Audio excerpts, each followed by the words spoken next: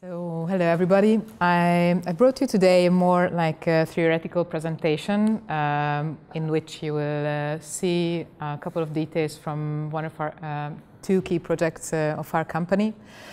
But basically, for today, I brought you some thoughts about how technology is influencing the built environment and the design and the operation of our buildings, and how the human factor is involved in this process and in this setup. Just for the sake of orientation, we are on planet Earth right now.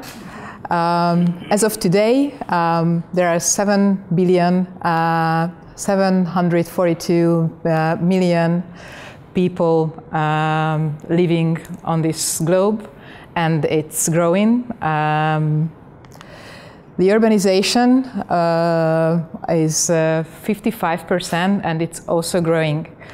Basically, in Europe, 74% of people are living in cities. So we are living in a very, very urbanized world, and it's estimated that by 2050, 68% of the global population will live in cities. Therefore, it is really crucial to focus on the sustainability of the cities, of how we build them up, and how we very carefully build up the components of these cities as well. We are living in a very confusing and contradictory world. While we love our cities as well, there are so many lovely places, lovely parks, and joyful cafeterias where human interactions happen. There are so many unlivable places in these cities as well. Basically, it is estimated that by 2030, there will be 43 megacities in this world, being home of more than 10 million people of each, which is a major risk for generating slums all over the world as well. And also, while urbanization is growing, we are also populating through our garbage, very remote places where humans don't even reach, but our waste reach these places as well. And while urbanization is growing and population is booming, we also have like a boom in digital technologies. As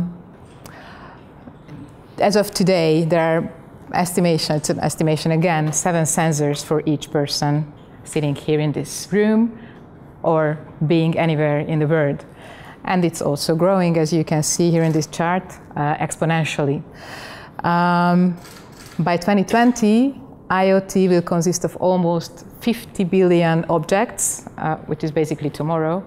So we are surrounded by devices and equipment that can communicate with each other from a very early age. Now you can see a child playing with an electronic device at a couple of months old. So we are overflown with technology.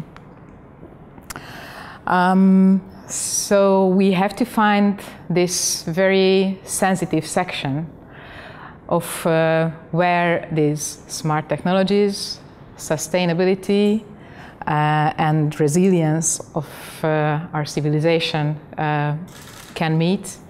And in the heart of it, there's optimization, where we shall focus on not over-consuming, while also creating more livable environment, networks, social communities, and mitigate climate change effects, and also have individuals in the focus, reduce risks, etc. So these are the key targets that we have to focus on in the section of these 3 large bubbles. Living in an IoT world means that all equipment surrounding us and all devices that we bear at our home or in our hands and that are operating our cities and buildings and the transport, the cars, buses, whatsoever, can communicate with each other. Anybody from anywhere, any device from anywhere can communicate without any human interaction. So these devices will optimize our environment and are responsible for making our digital environment operable.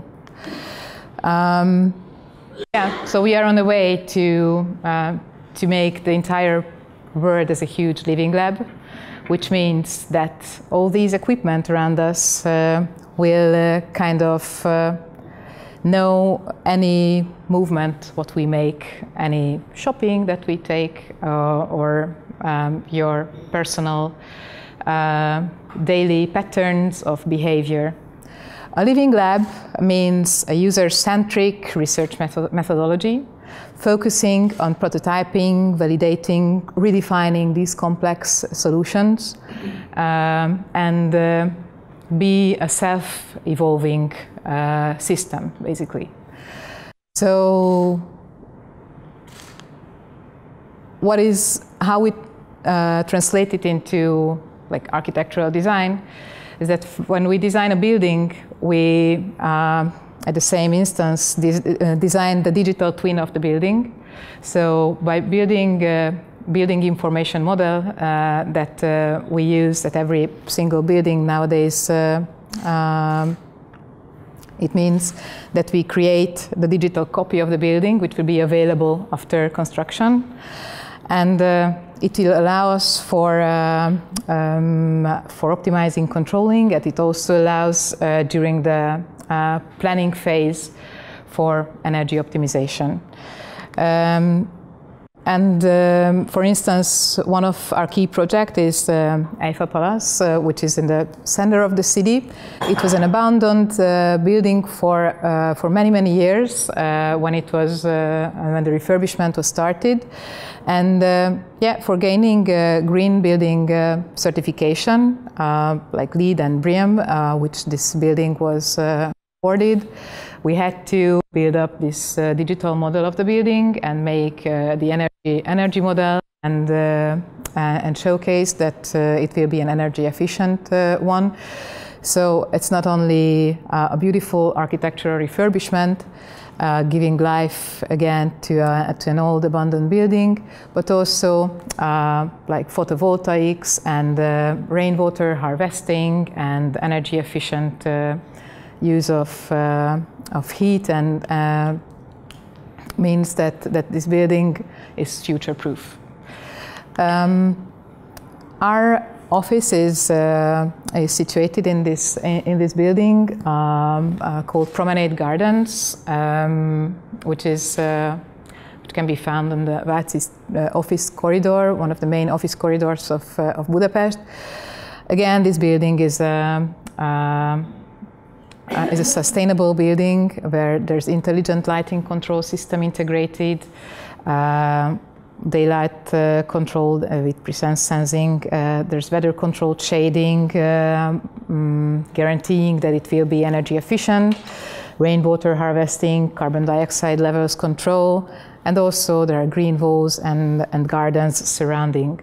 What is in the heart is the heat exchange system, which functions on a low temperature. I can tell you that it's an interior designer's nightmare to work with such a false ceiling, but it really guarantees that the building functions in an energy efficient way.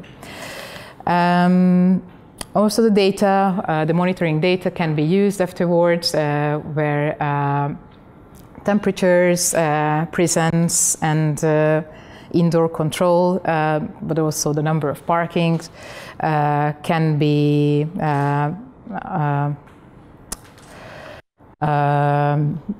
showed in charts and then analyzed later. So all this data basically guarantees that the people operating and responsible for the operation of this building can get a daily feedback, a regular feedback on this, on the operations. We have a client, not in this building, but in another one. We are designing them 20,000 square meters office space. They will integrate biometric identification for their office space. It's quite unique in Hungary, quite new, but this biometric identification will be used for access control, presence sensing. It of course raises doubts about personal data handling, but people voluntarily can get this biometric identification controlled and recorded in the company's database. So afterwards, the company will have a daily occupancy behavior monitoring, showing how the meeting rooms are used, how much time people spend by their workstations, how much time they spend in the cafeteria or at an agile corner. And all this data can be analyzed later on for optimizing the workspace, which also means that meeting rooms can be adjusted, or another meeting point can be added in later to the space. But on the other hand, it will also allow the company to customize indoor comfort parameters, to set temperatures. You'll be able to preset the meeting room temperatures, for instance. Or you could even order your preferred coffee for the meeting space. Later on, of course, this system could be even thought to adapt the system to your needs. So it already senses that you enter the space, and by analyzing your calendar, it will see that you will have a meeting in a certain meeting room. So coffee can be prepared in advance, and temperatures can be set as well.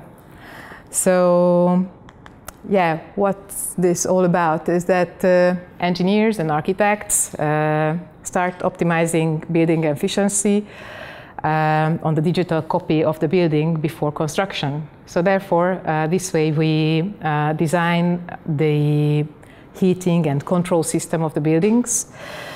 But later on, people will occupy the building and use it in a different way. So this intelligent system will allow the building to reduce this energy gap, which is normally happening when people get the building used and then open the window when the heating is on. So this sensor-controlled building will be more closer to the starting point estimation. But on the other hand, presence sensing and sensor controls is also about enhancing user experience. So workplaces are more and more about being also like the branding space for the company, and a workplace is also about people feel better, to perform better. Therefore, at the end of the day, if their workplace experience is better, they will more likely spend more time working rather than get bored and go home. So, yeah, it's all getting very, very automatized. But where is the human in this process? And also, all this automatization and artificial intelligence and the IoT with the devices and equipment communicating themselves with each other is quite freaky, but without people, they would not function. It's also important to add to this big data the stories, emotions of the human beings and the trends that are focusing on humans. So thank you very much.